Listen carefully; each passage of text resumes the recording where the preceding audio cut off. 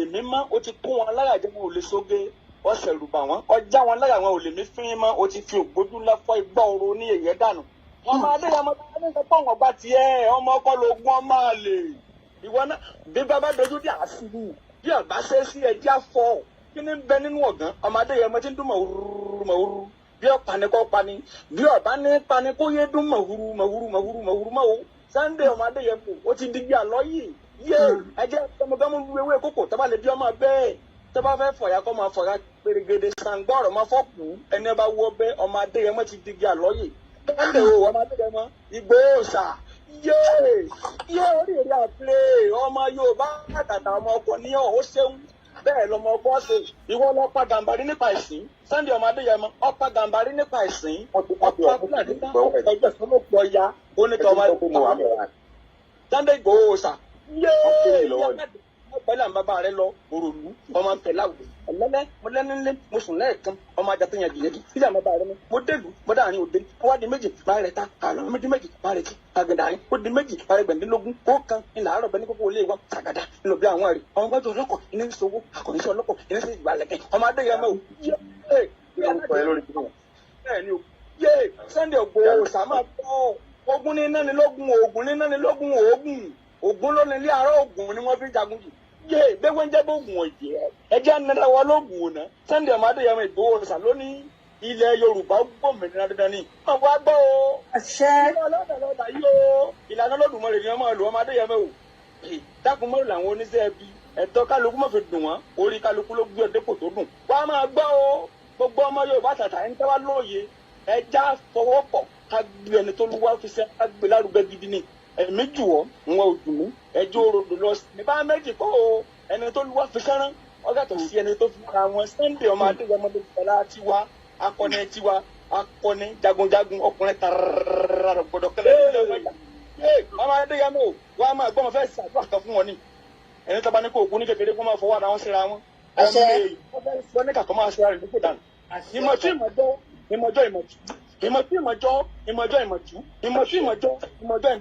ayóyè pè ní kó lọ́wọ́ ọmọ gbá kékeré tó kékeré ìdáhọ́ inú ọmọ gbẹ̀yìn agbẹ̀dẹ oṣù pàtàkì òní gbúrú olùkọ́ tẹ̀ máa gbọ́ àwọn bàbá rẹ tó ti wà níbùgbé ìdájọ́ wọn máa fọwọ́ tì ọ́ gẹ́gẹ́ ni àwọn alágbára jagun tí wọ́n ní jagun ṣáájú ilẹ̀ Yorùbá wọ́n máa fi ọ́ tì ọ́ gẹ́gẹ́ ni kó o dúwà Ọlọ́fin Ọbàtálá Báṣọ̀run Àjàká Ajangẹtiẹlẹ ẹ̀fúnfọ̀fẹ́rí tánáfọ́kúnyá òun náà mẹ́rú ọmọdékùnrin sábà aborílá aborí kòkó alùpùpù àbá àgùdù ògèdèǹgbé ẹgbẹ́gbùngbùrò olè jẹ̀sà Ṣàngó.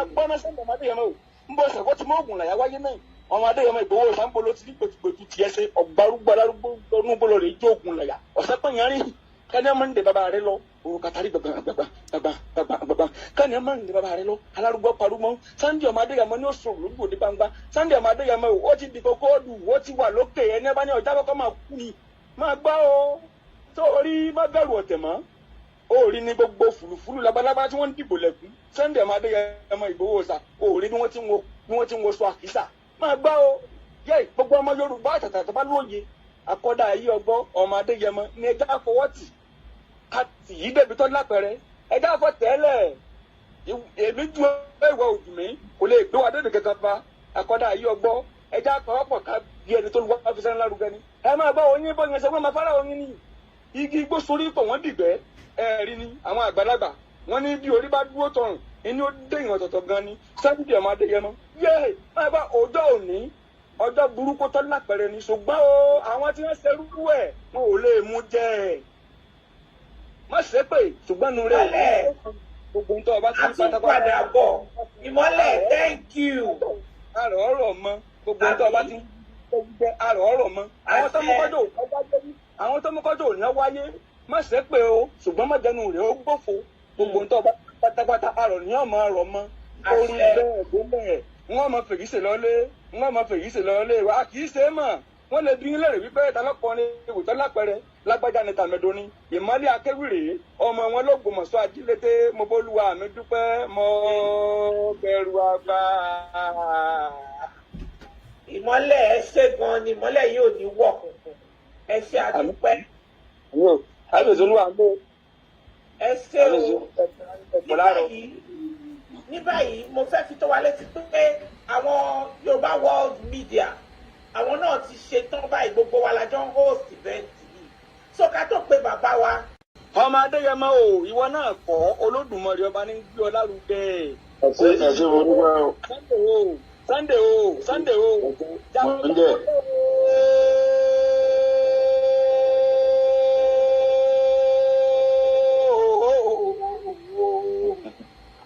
Ẹ̀sìn mo dúpẹ́. Yéé, máa gbọ́, o ti gbogbo olùgbọ́ Ọmọ Adéyẹmọ o.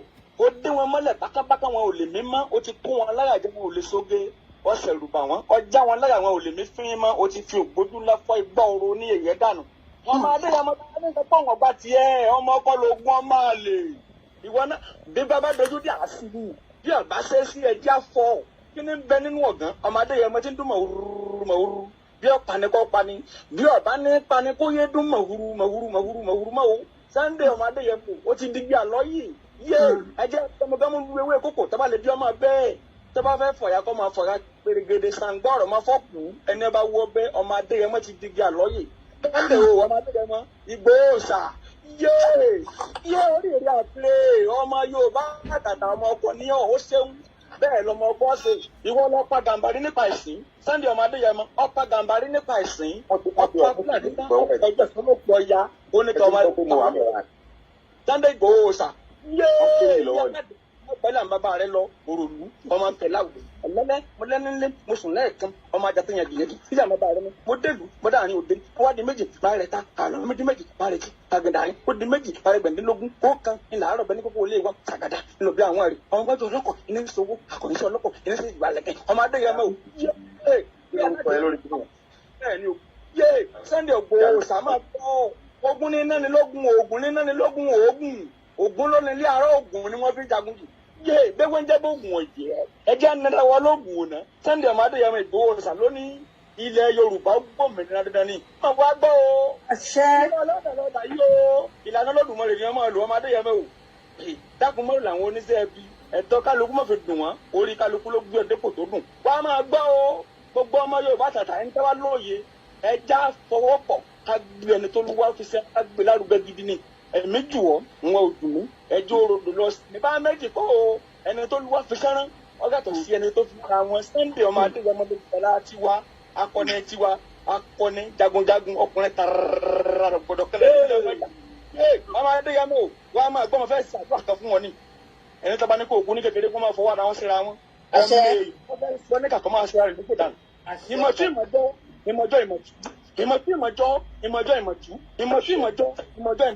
ayóyè pọ̀ ní kó lọ́wọ́ ọ̀run wá kékeré tó kékeré ìdáhọ́ inú ọmọ gbẹ̀yìn agbẹ̀dẹ òsì bàtàrí òní gbúrú olùkọ́ tẹ̀ máa gbọ́.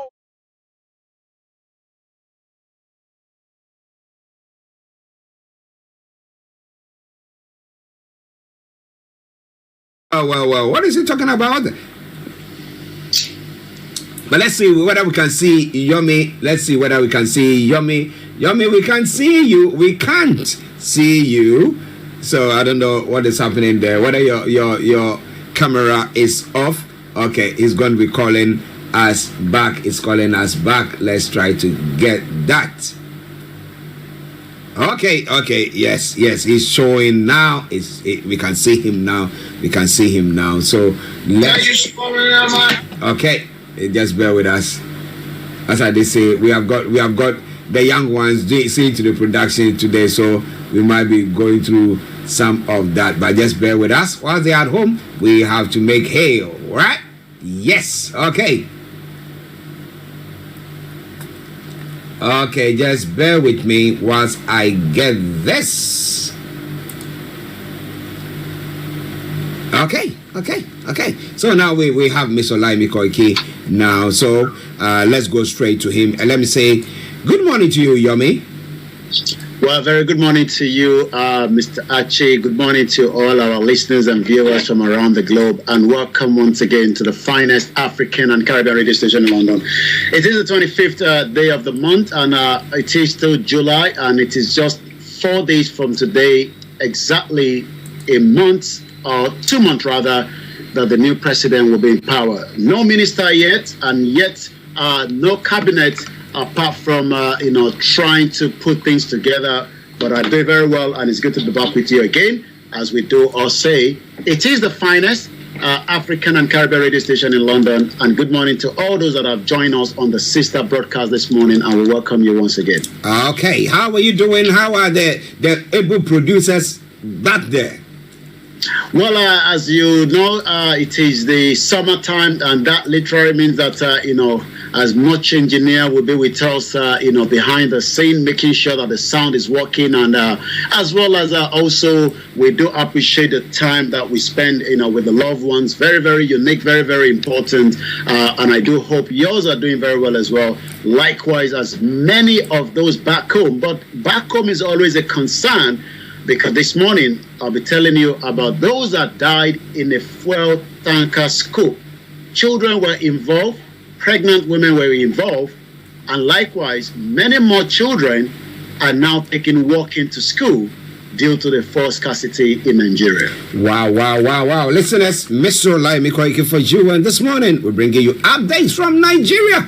And he's in our North London studios. I'm Archie here in the South studios, but don't you worry, we know where you are, and we're going to make sure that you get everything that you need to do. But so Nolo is in the background, so let's go straight to him. Now, yesterday, information came through that, well, there's going to be a mass burial for how many? 103 people, bodies, call it, and it was going to cost 61 million naira. Now, people are calling, saying that, well, if it's a mass burial, why should it cost that much? Are they going to, actually give anything to families, friends, and loved ones? That we know that the state government has come out to say that those people who died there were not from the Lekki toll gate itself, or not from Lekki area. So we know that's a different debate for another day. But the question is, can they actually identify them? Because if they've not actually come out to say, look, this person is there, unless, of course, people had IDs on them for them to be identified. Yomi. Well, you're quite right. When it comes to identification, the first thing in any crime is to be able to identify who has perpetrated the crime and who have died. Let me give you an example. Even in the midst of, accident that we've seen, whether people died without any kind of identification, the technology is there now that can easily tell us who have died. But that doesn't seem to be the problem in Nigeria, because we've seen as many Nigerians have died either through car accident or through other area. But it seems that the Amnesty International is now concerned, and they are now asking the governor of Lagos State, Babajide Sanwo-Olu, to publish the names of those that have been affected, those that are going to be in this burial, so that family could identify whether or not these are those that were affected during the NSAS saga. Though the government have actually said that it seems that maybe Nigerians are not getting it, or Lagosians.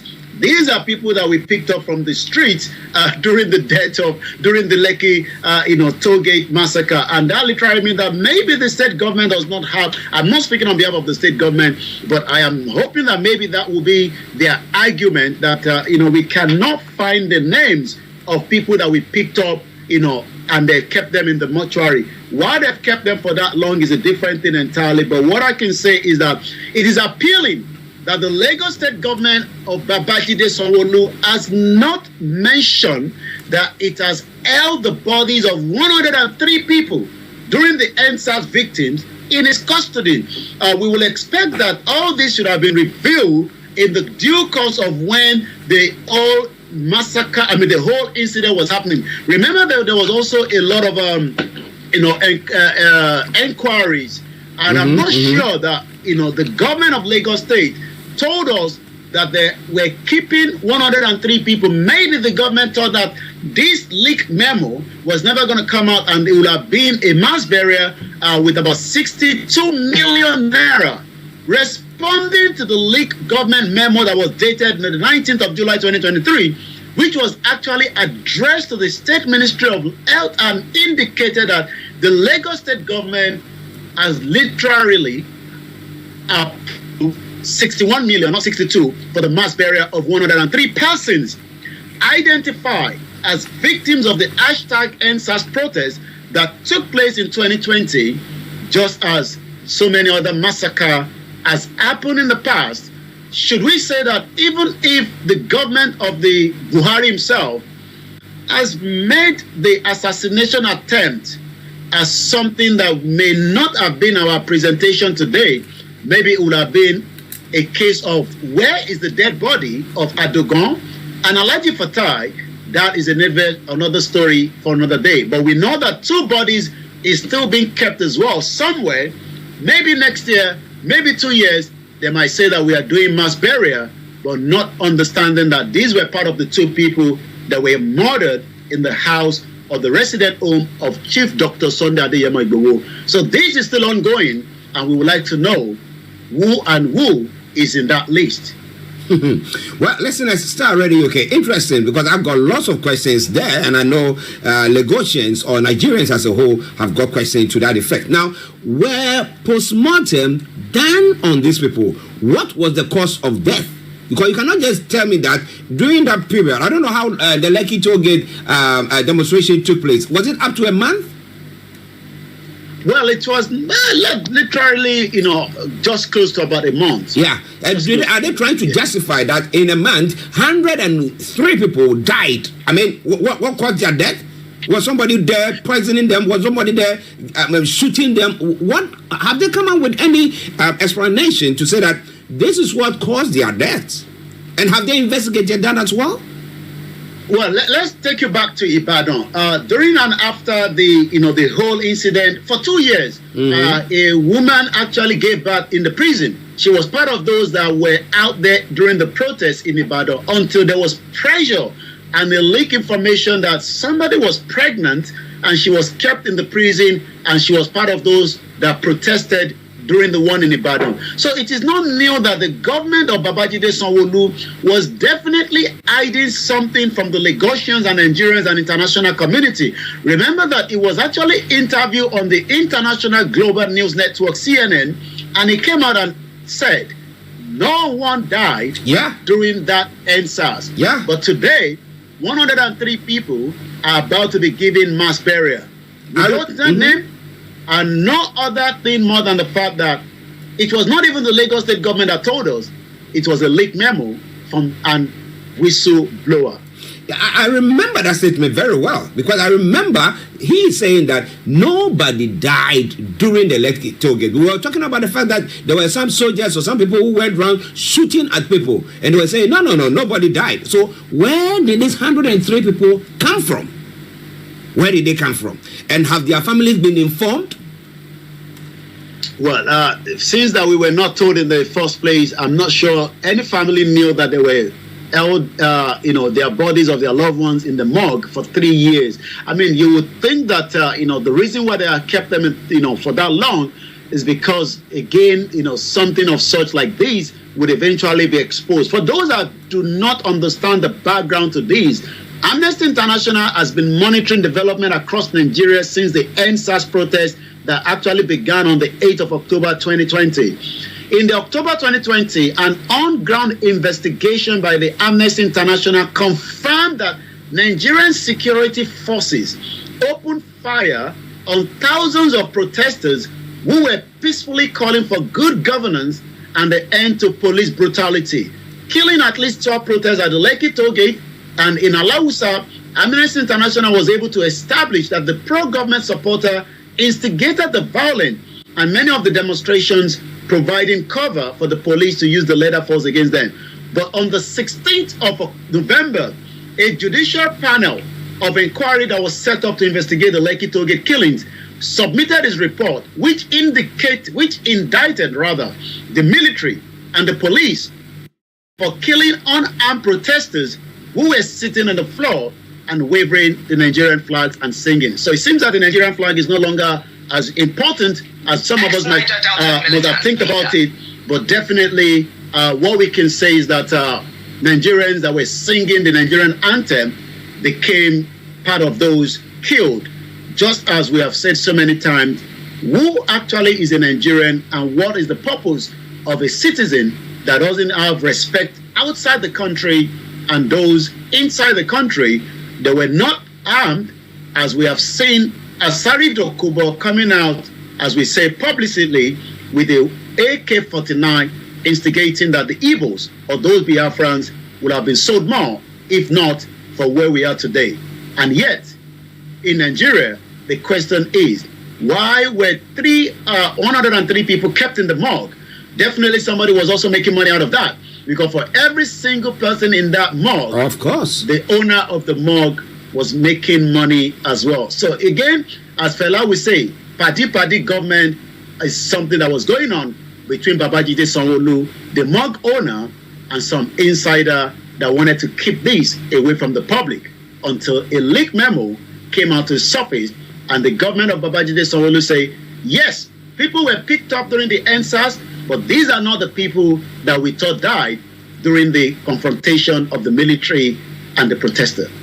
Listen, as a Starr Radio, okay? When you listen to some of these stories, it makes your heart bleed.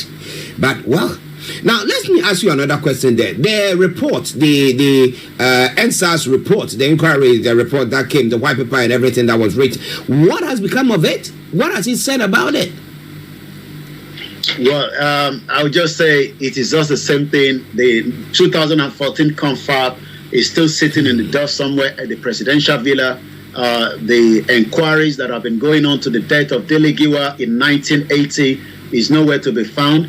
Even the Chief Justice of Nigeria, under the former President Obasanjo, that is speaking, that we're going to talk about, that says that Nigeria has failed Africa. Maybe Obasanjo should tell us who actually killed Bola Ige.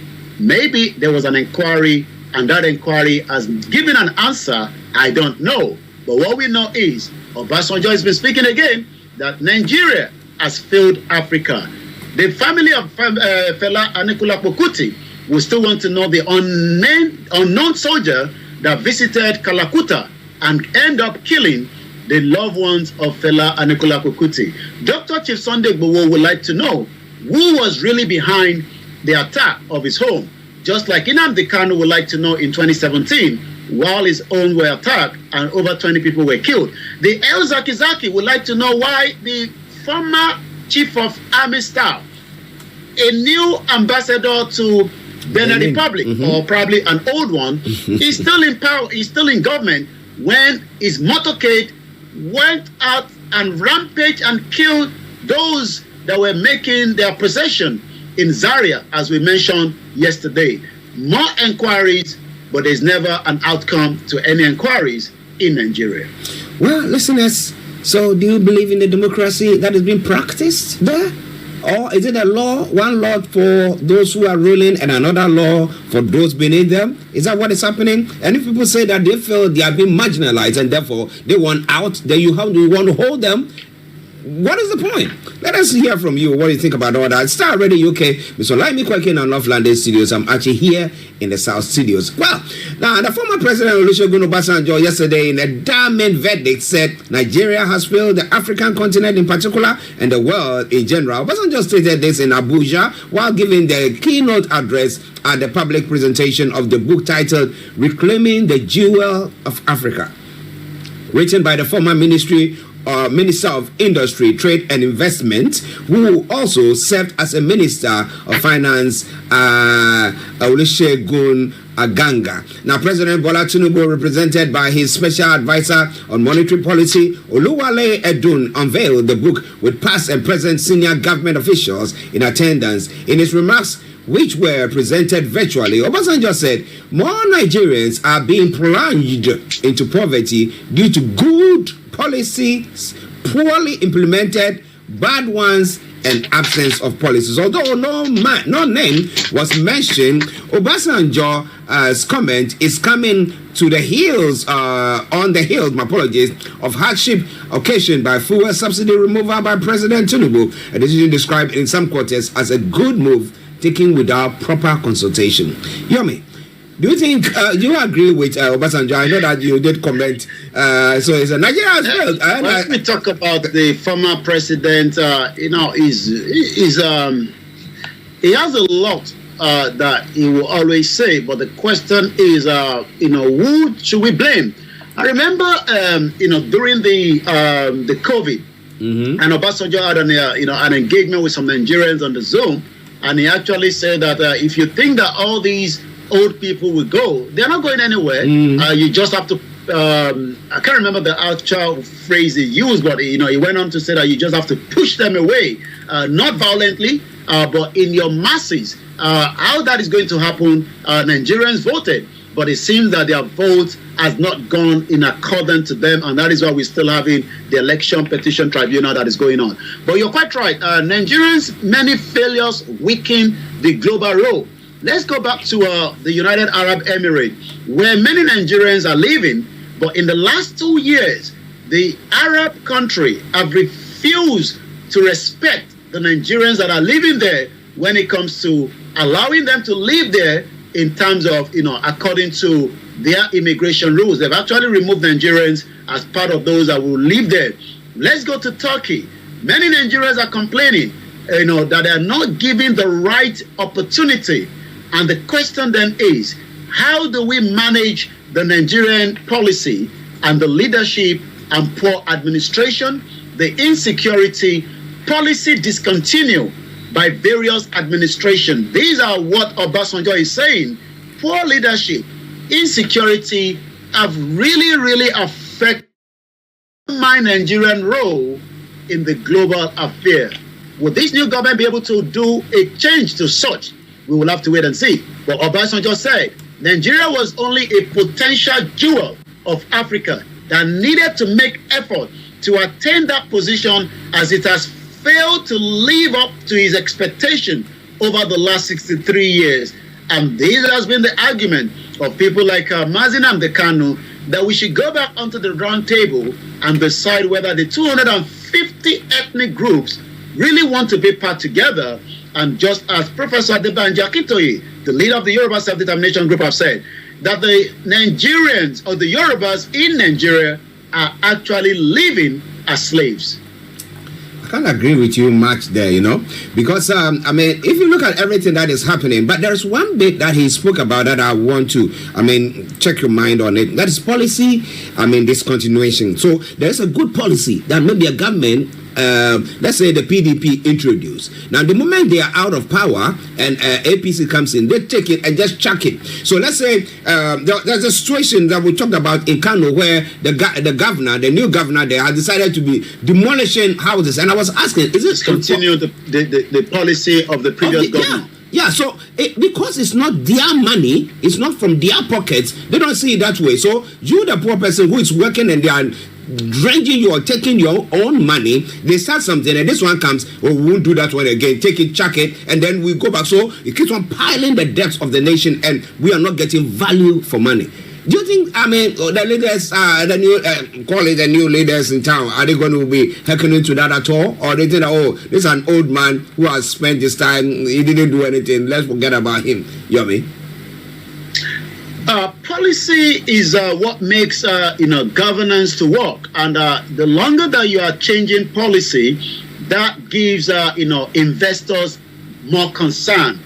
Let's go back to the democracy of 2 decades ago when Obasanjo took the affairs in 1999. There was a lot of things he tried to put in place. He was also almost changing the policy by changing the terms of his leadership. He wanted to. He tried, but he failed. He wanted to move it from 2 terms to 3 terms. So maybe that would have been in the favor of anybody coming to run for 3 terms, but Obasanjo failed on that. But some might say that Obasanjo paid off our debt. And it seems that what then happened when the new government of Yar'Adua came, Yar'Adua died along the line, some of his policy were changed, even though Jonathan was the vice of Yar'Adua. Jonathan came in, and the expectation was Jonathan would continue with the policy of Obasanjo. Jonathan wanted to try something different. He wanted to invest in the northern part for the Almajiris because he believed that education is the key. Jonathan's government was also as corrupt but frustrated by those behind the scene. He removed the subsidy. That led to protests in 2012. Jonathan thought, for the sake of peace, he reversed that. Buhari came. Buhari wanted to hold on to the Ministry of Petroleum. or the Minister of Petroleum, you would thought that maybe that would be a better opportunity for someone of his caliber. Buhari left with huge amount of corruption on his name. And today, the next government says it will be a renewed change. But it seems that Nigeria is saying that this renewed change is already having an impact. Some say it is too early to call, as Bola Tinubu will only be 60 days in government in the next 4 days. So making policy to be able to be surviving also means that the security situation in the country, Nigeria still remain under the first 6 when it comes to the global terrorism index. And that literally means that investors will be scared to put in their investment in a situation where security is not there. So 63 years, what went wrong? Is it due to the military coup that left Nigeria backwards? Or is it those same military? Because I look back at Kwara State. The former governor of Kwara State in 1999 was also a military administrator in 1987. So we have the same set of people just rotating, but that did not give any much. When he died in 2006, 2 years down the line, 2.5 million was found in one of an account linked to him in Cayman Island. Cayman Island is less than 96,000 people, but in Kwara, where it was governed, that the money would have been able to provide services. They are still living in abject poverty as we speak today. So part of the problem is definitely, yes, the continuity has never been there. Most of these politicians would never want to continue the project that the previous one wants to finish, because starting their new project put that on their name. Wow, listeners, when will all this end? It is Starr Radio UK. It is your favorite African and Caribbean radio station in London. Updates from Nigeria with Mr. Olayomi Koiki in our North London studios. I'm Archie here in the South studios, and with you there listening to us as well. Anthony Adedeji, lots of heart to you as well. We love you too, Beth, and thumbs up to you there as well. Okay, now let's come to one other story that is making the rounds, and that pertains to Boko Haram, 4 Boko Haram suspects who have been arrested for plotting to attack Atiko's residence. Now, what is the story behind this particular breaking news? Well, the news filtered out yesterday, because I picked up as well on the social media, but it has now been confirmed as well from the mainstream media. Boko Haram suspect arrested in a plot to attack Atiko's residence and other facilities in Yola. The suspect will still unclear motives have now been transferred to a military custody yesterday, the opposition leader's office have said.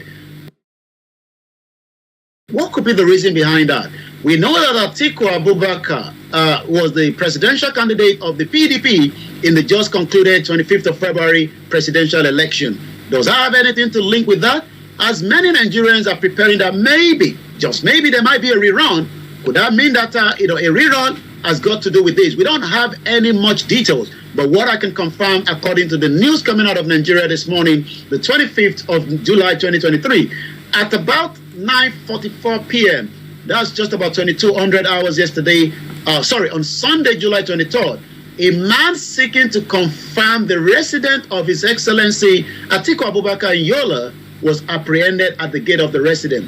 The man who was apprehended by the security operatives at the residence of Atiku Abubakar was later handed over to the police. Upon further interrogation by the police, the suspect identified himself as a 29-year-old Jubrila Muhammad, confessed to be a Boko Haram member from Dambo in Borno State.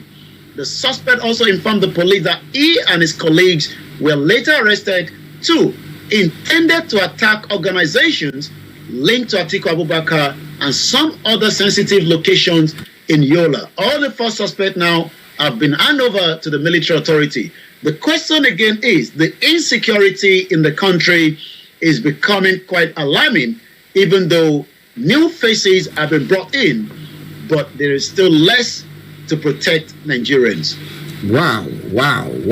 So why Atiku Abubakar? Why are they targeting him? Because they're targeting him and infrastructure that belongs to him. So is it because they are in sympathy with the APC, or The northern KOKORO. Well, I don't want to talk about that. I don't want to have any information to link to such. So we got to be very careful. But what we can say is that Atiku himself is a well-known figure. He's still fighting to believe that the election that was concluded was rigged, and Bola Tinubu did not win it.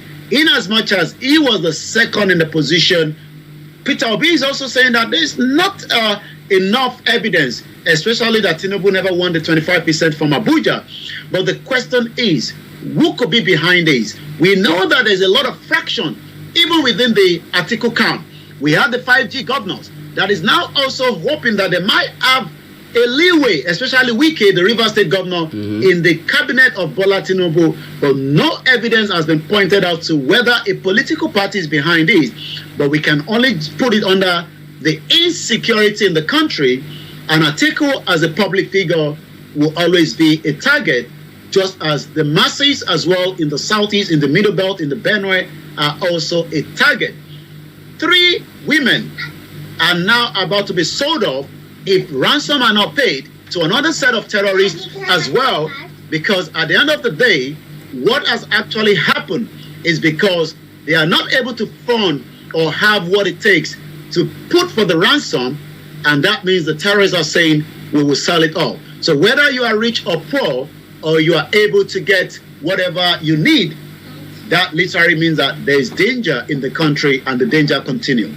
Wow, listen to Starr Radio UK, your favorite African and Caribbean radio station in London. As we did say, we've got our lecture producers in the house. Yes, that's how we do it during holidays. They are there with us, saying to all the necessary technical work there. So just bear with us.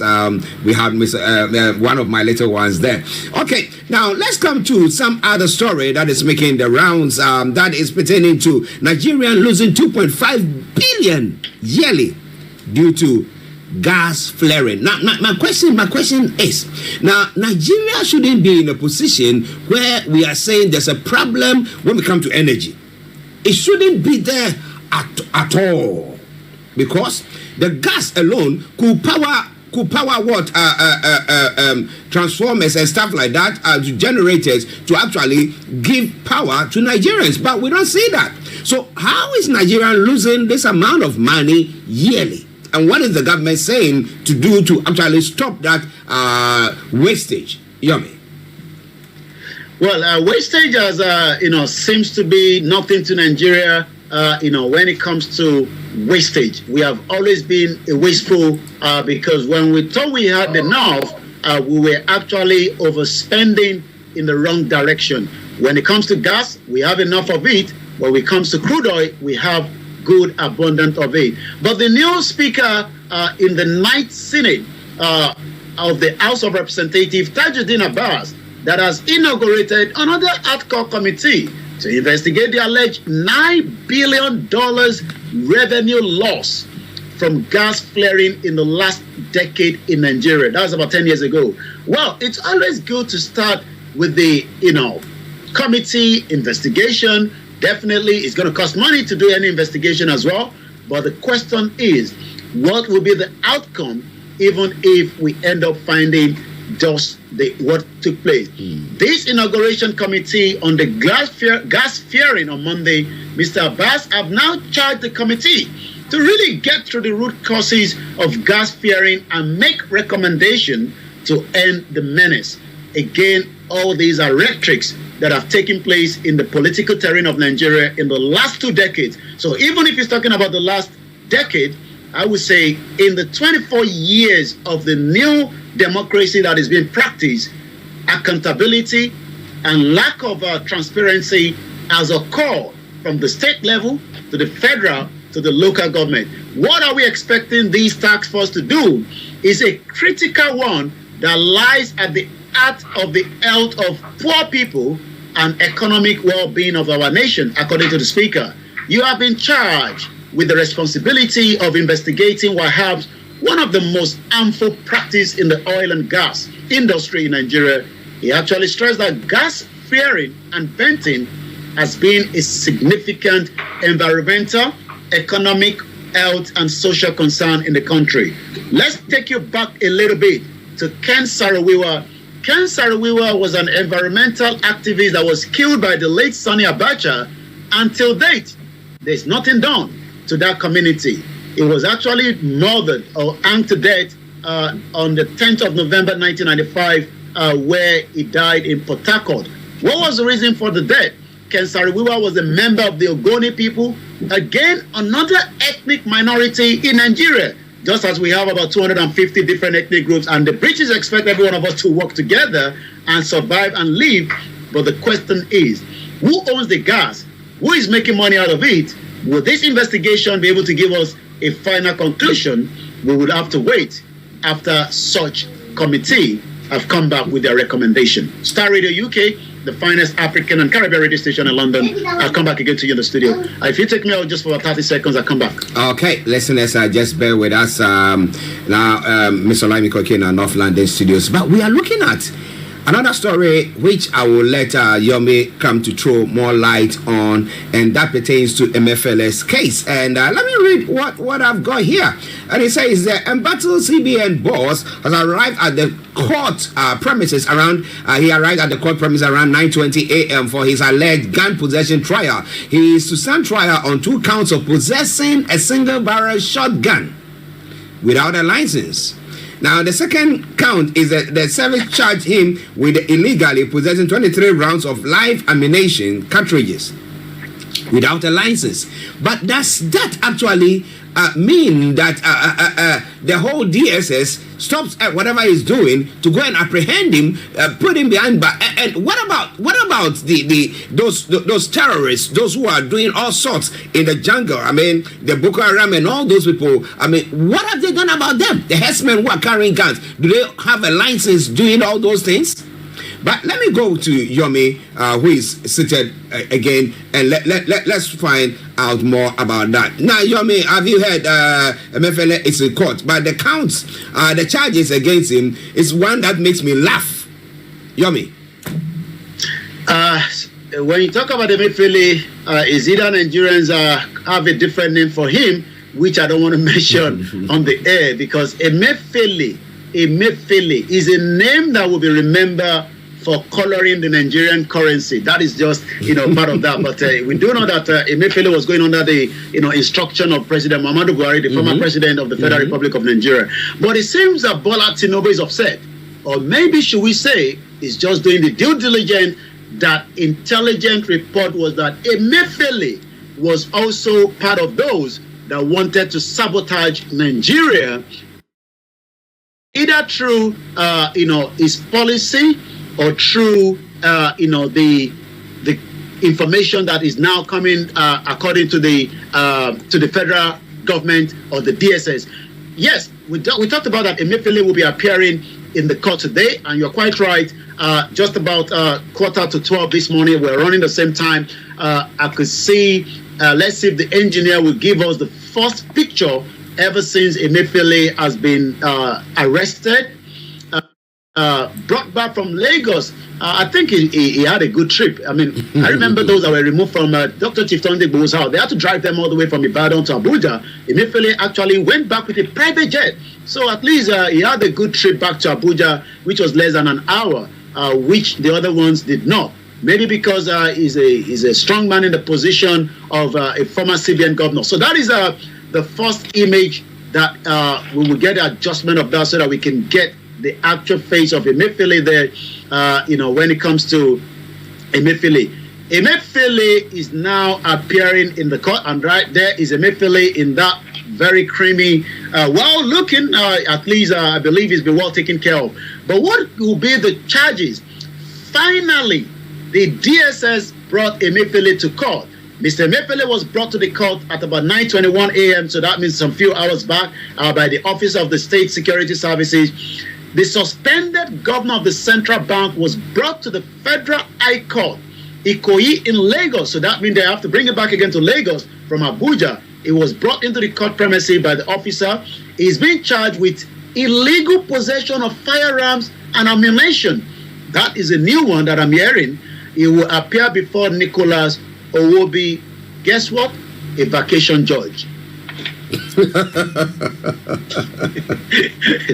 Maybe the judge will be operating from Jamaica or any other countries that the judge is going to be. But again, that is all we can tell you. We will have to wait for more details since the judge is on vacation. So it's just like bringing somebody to court, knowing fully well that maybe they are not aware. Maybe they will probably not aware that the judge is on holiday, or maybe it's just part of the game because Nigeria is full of different scenarios on a daily basis. Well, we'll see what happens one day to the DSS boss and what all his shots that he's calling. Well, it is Starr Radio UK. It is 11:46. We'll go back to Yomi for the rest of the stories making the rounds this morning. Nigerian authority failed to arrest Asari Dokubo but charge Emefiele with possession of firearms. Well, Asari Dokubo said, I am also working for Bola Ahmed Tinubu, and that means that I shouldn't be arrested, if I'm wielding AK-49 on the social media.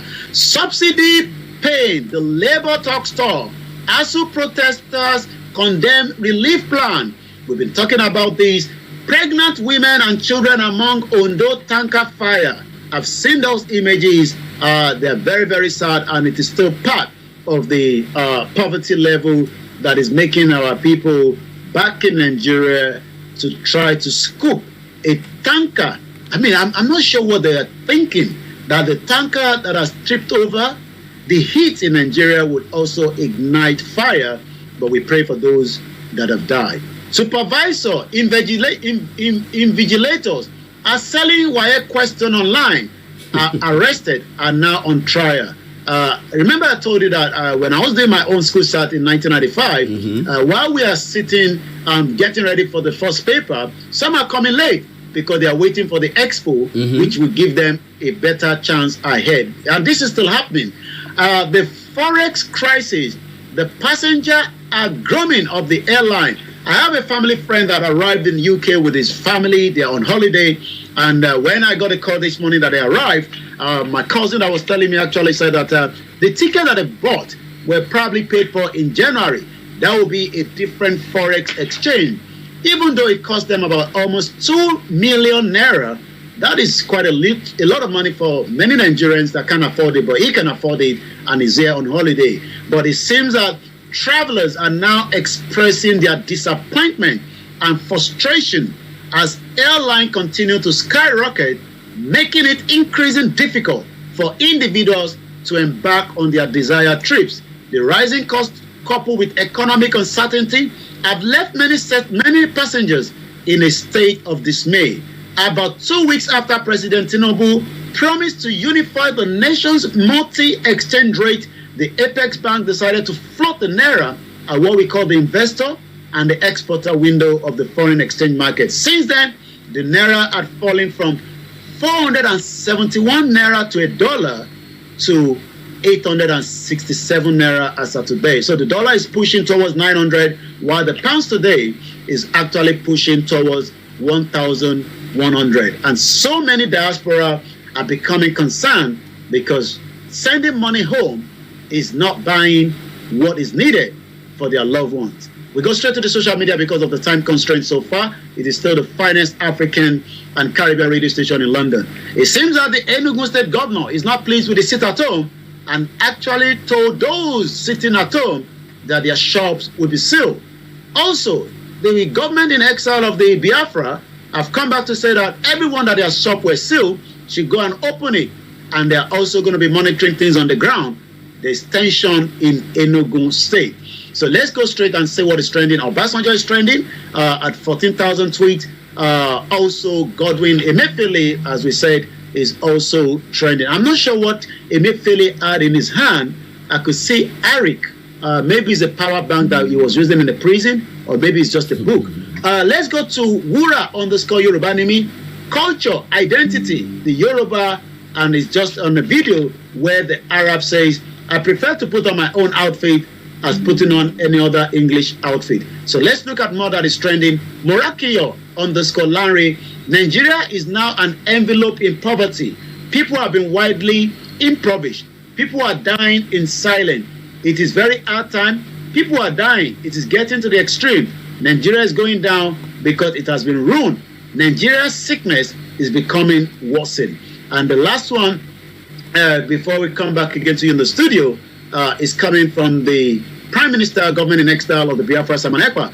Those ranting on the social media of how they will attack Simon Ekpa in Finland.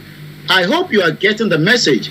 I don't rant on social media, but that little money they paid you to buy BM that made you to rant and insult a man you know nothing about. I have started, and you know I have started, and you no longer make live videos. You have now started running. How are you enjoying the blood car today when you don't know who passed you? That is the result. And it seems that those that are giving 2,000 naira, by even Omoye Olishore confirming that Nigerians are paid 2,000 naira to come on the social media and disrespect those, either fighting for the right cause or those asking for the right cause, because both sides has their own arguments. Some want a better Nigeria, while some say a better Nigeria is not going to survive. Let us have a new roundtable discussion and decide the way forward. This is Starr Radio UK. I come back now to you in the studio at just about 12 o'clock, as we have done justice to the update again this morning. Yes, let me say thank you very much to Mr. Olayomi Koiki. Now, tomorrow, God willing, we'll be back to bring you more on what is happening in Nigeria. That is updates from Nigeria with Mr. Olayomi Koiki. But Yomi, before you go. Well, Archie takes us through what is happening here back in Ghana. I was listening to you. What is happening in Kenya, South Africa, and the rest of the global world as well. But for now, I will say very good afternoon or good morning from those listening to us on the network this morning. Bye for now. Bye-bye. Well, listeners, that has been Mr. Olayomi Koiki bringing you updates from Nigeria. It is Starr Radio UK, 8 minutes to the top of the hour. Let's take a commercial break. I'll bring you some lovely tune, and then we will continue with the show. Stay tuned. Don't you go away. Hi everyone, it's your girl BB Clement, the author of How to Go From Employee to Entrepreneur and the host of your weekly business show, BB Means Business, the show where we discuss everything you ever wanted to know about business but you were afraid. That is as useless as tissue paper, where many Nigerians are dying due to the negligence of a failed government. A government that care less about the people, and the people that care less about themselves, because those of us that are saying that Nigeria is not working, we are the one being abused and cursed on a daily basis. I wish you all the best in your fraudulent country called Nigeria. I'll be back later on. I've got to go now so that we can do other things. Thank you so much, everyone. My name is Olayomi Koiki. Koikimedia, bringing the world closer to your doorstep. Bye for now.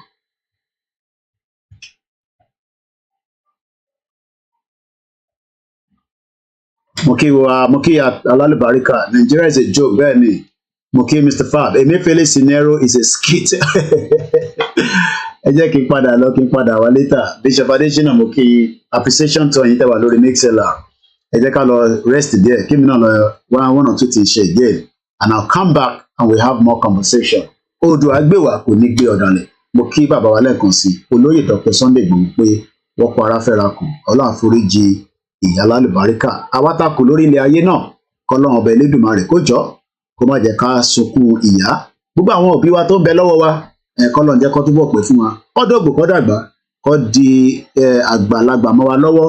Gbogbo àwọn tí òbí wọn náà ti lọ. Kọ́lọ́run ọba Elédùmarè kó foríjì gbogbo wọn pátápátá.